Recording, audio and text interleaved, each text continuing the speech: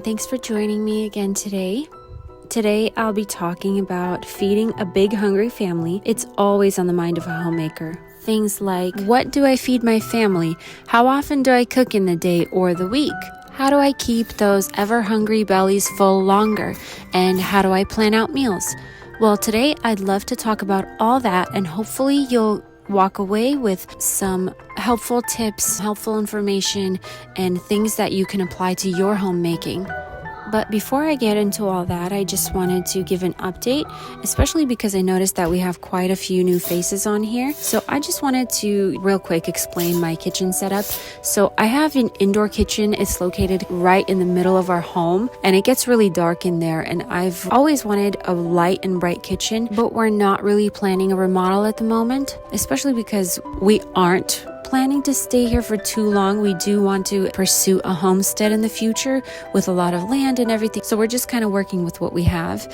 But I have my indoor kitchen, and I like to call this the extended part of my kitchen. So I do have an electric stove indoor, and in the extended kitchen, I have my wood stove. I do a lot of my cooking and baking out there just because I really enjoy being in this space. And I'm somebody who's very old-fashioned, and I love all things vintage and antique and olden day style. So I enjoy cooking and baking on the wood stove more than on the electric stove. But I do use both of the kitchens. They're both functioning and they're really useful to have. A lot of times if I'm busy cooking and our daughter decides that she wants to bake something, I'll either send her to the outer kitchen to do her baking, or I'll switch her places and I'll go cook out there and she bakes inside. And that way there's room for both of us and we're not bumping into each other. So it's really nice to have those two spaces, but it's also a great place where we're able to store our wood stove. God willing, if we do get a homestead in the future, we do want to take our wood stove with us. So this is a great place for us to store it in the time being, and I'm able to use it and enjoy it. This morning for breakfast, I'm preparing oatmeal loaded with fresh fruits, some butter, brown sugar, and maple syrup, with a side of scrambled eggs topped with avocados, and also some bacon. It's really important for me to make nutritious and wholesome breakfasts. This is because not only is breakfast the first meal of the day, but when breakfast is filling, nutritious, and tasty, it helps everyone to get mentally and physically strong and ready to take on the day. Breakfast is one area where I really try to take my time on, not just because we really enjoy breakfast, but also because if I make a healthy, nutritious, and filling breakfast, everyone just performs better and the kids are able to stay focused longer in homeschool and they don't get distracted and feel hungry too soon.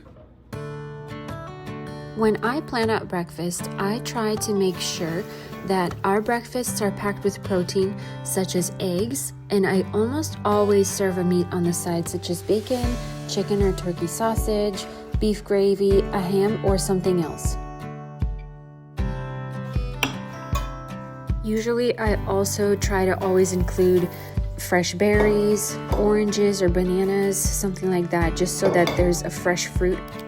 Although we do enjoy fresh fruit more, I just wanted to note here that I do always have frozen fruits in the freezer as well, just so I'm never in a situation where I don't have any fruit at home. So I usually try to keep our freezer stocked with frozen blueberries, frozen strawberries, frozen raspberries, or whatever kind of fruit your family enjoys. Try to make sure that you always have some frozen and ready to go, so that if you are in a situation where you haven't gone grocery shopping but breakfast has to be made, you always have that available, so you can just grab that frozen fruit out of the freezer and just add it on top of any kind of pancake or Dutch baby, a yogurt parfait, or maybe some oatmeal. Really, you can add frozen fruit on just about anything.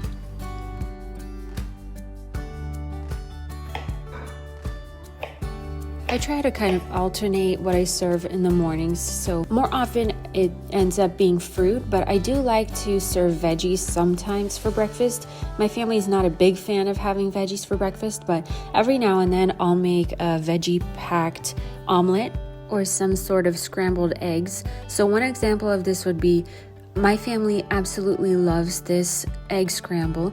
It's with diced tomatoes, diced green onions, shredded cheese, and you just kind of mix everything together. First you make the eggs, and I add a little bit of heavy cream to make them more fluffy. Then you just add the fresh diced tomatoes and onions towards the end, and then top it with cheese. This is a family favorite of ours. Another example would be an omelet that's made with broccoli and cheddar, maybe throw in some bell peppers. You can really get creative with making breakfast and just add in whatever it is that your family enjoys. Oatmeal happens to be a favorite of mine because we have such a big family. We have 6 people, so my husband and I and our 4 children, and it just makes it really easy to make one big pot that feeds everybody.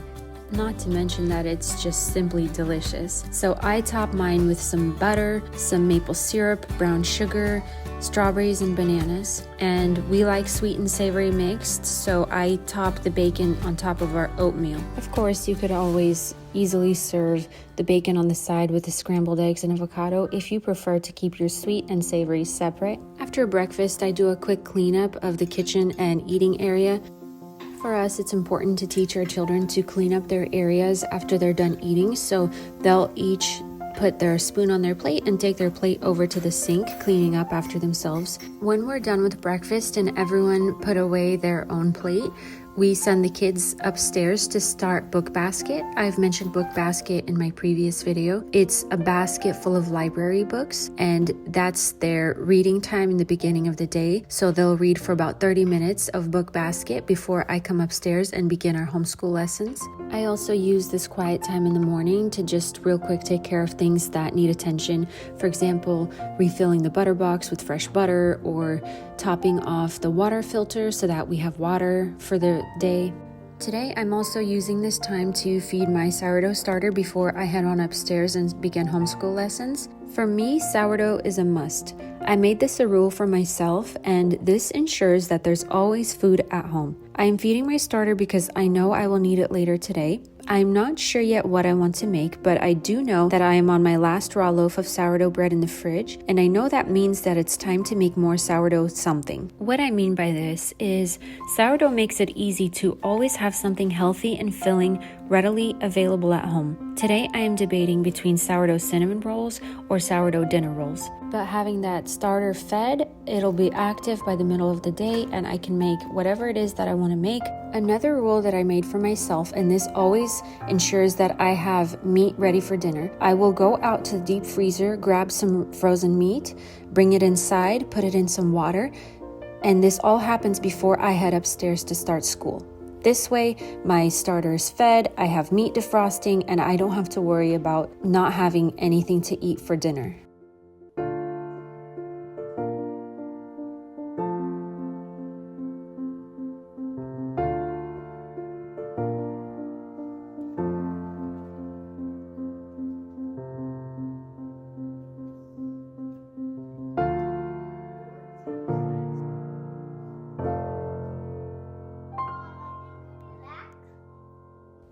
After we finish our homeschooling, it's time for me to prep some lunch. Today for lunch, I'm serving sourdough bread with an egg and some avocado with some homemade mayo. This is what I mean when I said that I always have a raw loaf of sourdough ready to go. I don't have to worry about making anything for lunch because I already have that loaf of sourdough sitting in the fridge. I actually made this about 2 or 3 days ago. You can keep it in there for, I would even say, up to a week. It might taste a little more sour than normal, but I let mine sit there for several days. While my sourdough bread is baking for lunchtime, I'm using this time to start boiling some beets that I'm planning to serve tonight for dinner. I don't always have some sort of like cooked salad for dinner because it takes a little bit more time. I usually have something fresh like spinach with tomatoes and cucumbers or something like that. But today I just felt like serving a cooked beet salad. I'll show you what it looks like later, but it tastes great and it's a wonderful way to get your family to eat beets. I don't waste the tops of the beets either. I'll chop them up into a bowl and we actually feed them to our chickens. Back to the topic of planning out meals for your family. A great place to start would be to plan out your meals for the week. Always have sourdough bread on hand ready to bake, and always have some sort of healthy snack at home in the pantry. As I have already mentioned earlier and in many of my other videos, but I can't say this enough, sourdough is a must. I make 2 to 4 batches of sourdough at a time, 3 times a week minimum. I always have raw sourdough loaves sitting in the fridge ready to be baked or made into bagels. Additional sourdough things are optional, such as dinner rolls, crepes, cinnamon rolls, and so on. Another really helpful thing that I do is I make sourdough pizza every Friday night, so I don't have to stress about Friday night dinner. I already know that I'll be making sourdough pizza crust, and later that evening I will be making some pizza. So having that one meal planned out every single Friday, I know I'm going to be making the same thing, and the kids never get tired of it, so I'll just keep on making it until we get tired of it.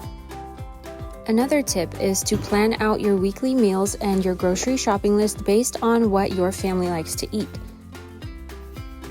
Our family usually shops about every 3 to 4 weeks for all of the bulk things like pantry staples, but I try to stretch everything out as much as I can so we don't take frequent grocery shopping trips. But when it comes to fresh produce, we do go probably once every week just to grab things like strawberries or fresh vegetables, things that you can't really stretch for longer than a week. But for our bulk grocery shopping, most of it I do at Costco, and all the other things like fresh produce, we usually just run to a local store like Aldi or Publix to get those things. A lot of times when it's time to go grocery shopping, I get like an idea block, and then to solve this problem, I just go over the info in my head. What does my family like to eat? What do we enjoy?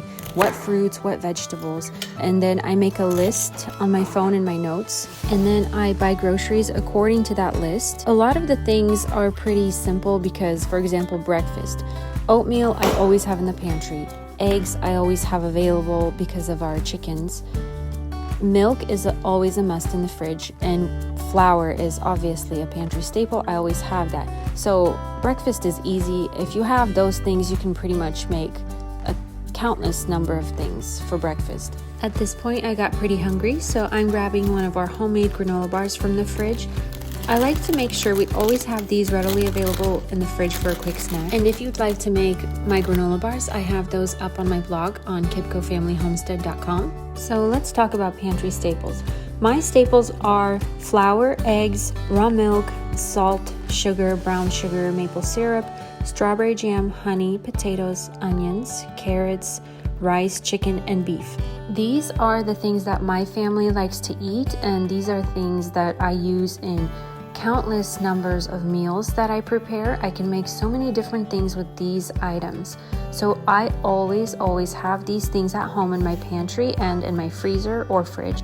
One important thing that I've learned over the years is to be a homemaker who plans ahead and ensures that her pantry and kitchen is always prepared to meet the family's nutrition and meal needs, and to always be stocked on staples.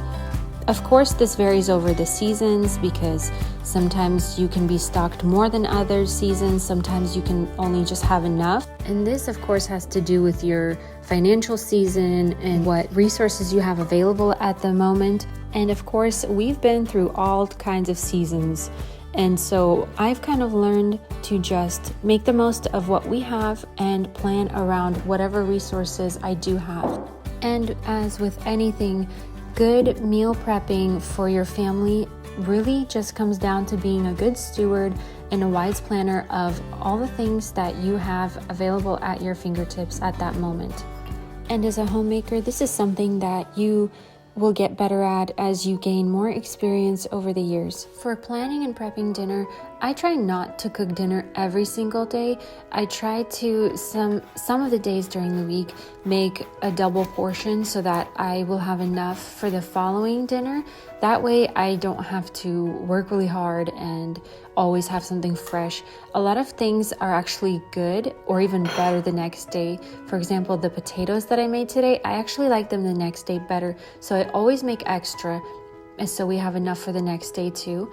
And other things you'll find the same, such as soup or stews. So that's another great thing to consider when you're planning out dinner for the week, is how many times that week do you actually want to make dinner, and plan and prep according to that. So you'll just have to make a little bit more on the day that you are prepping dinner to make sure that you have enough for maybe the next 2 dinners. And the last thing I wanted to talk about today is also planning out snacks for the week. For snacks, I try to always make sure that I have granola bars, muffins, cookies, biscuits, dinner rolls, or bread. Other great snack options are nuts, yogurt, fruits, or hard-boiled eggs. Thanks so much for following along in this video, and I hope you found some helpful tips or information that you can apply to your homemaking. And if you're not already subscribed, please don't forget to do so. Thank you.